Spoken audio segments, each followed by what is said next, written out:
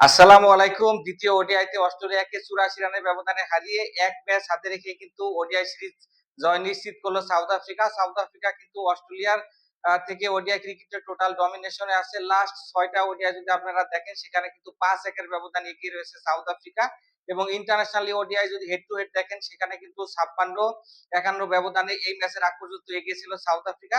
South Africa কিন্তু এই ম্যাচে ১ম এ ব্যাট করতে নেমে ২৭৭ রানের একটা মোটামুটি ভালো স্কোর দেয় বোর্ডে, যেটা কিন্তু খুব ভালোভাবে ডিফেন্ড করেছে তাদের বোলার, বিশেষ করে লুঙ্গি এনগিডির অসাধারণ বোলিং নৈপুণ্যে কিন্তু এখানে ৮৪ রানের বড় জয় দিয়ে দ্বিতীয় ওডিআই শেষ করলো সাউথ আফ্রিকা, যেখানে কিন্তু এনগিডি ৫ উইকেট নিয়েছে ৪৮ রানে, মুতুসামি ২ উইকেট নিয়েছে এবং একই সাথে অস্ট্রেলিয়ার ব্যাটাররা কিন্তু একদমই বাজে ব্যাটিং করেছে। বিশেষ করে ট্রাভিস হেড এবং মিচেল মার্শের উপর তাদের কিন্তু ভালো একটা ভরসার জায়গা সবসময় থাকে।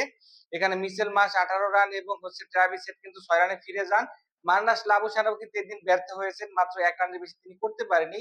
এরপরে কিন্তু ক্যামেরন গ্রিন এবং একই সাথে জশ ইংলিশের দারুণ একটা পার্টনারশিপে কিন্তু মনে হচ্ছিল যে অস্ট্রেলিয়া কামব্যাক করেছে, কিন্তু গ্রিন ৩৫ রানে ফিরে যাওয়ার পরে কিন্তু সবকিছু এলোমেলো হয়ে যায়।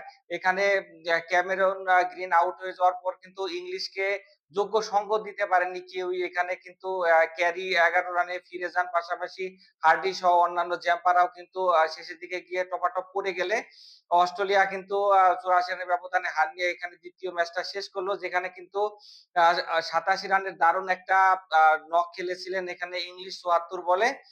মোটামুটি ইংলিশ ছাড়া কিন্তু আর কেউ দাঁড়াতে না পারলে কিন্তু দ্বিতীয় ওডিআই পরাজয় নিয়ে এখানে ফিরতে হলো টিম অস্ট্রেলিয়াকে।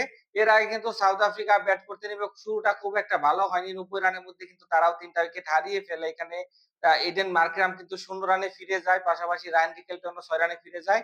জর্জি কিন্তু এখানে ৩৮ রান করেছিল।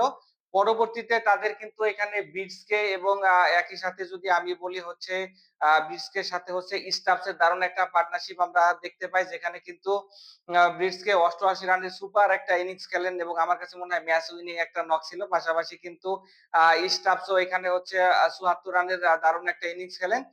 এই দুজন আউট হয়ে যাওয়ার পর শেষের দিকে গিয়ে মোল্ডারের ২৬ এবং কেশব মহারাজের ২২ রানের উপর ভিত্তি করে কিন্তু ২৭৭ রানের একটা ভালো স্কোর দেয় বোর্ডে সাউথ আফ্রিকা, যেখানে কিন্তু অ্যাডাম চ্যাম্পা অস্ট্রেলিয়ার হয়ে ৩ টা উইকেট তুলে নেন। পাশাপাশি কিন্তু এখানে মার্নাস লাবুসানেও কিন্তু পার্ট টাইম বোলার হিসেবে ২ টা উইকেট তুলে নিতে সক্ষম হন।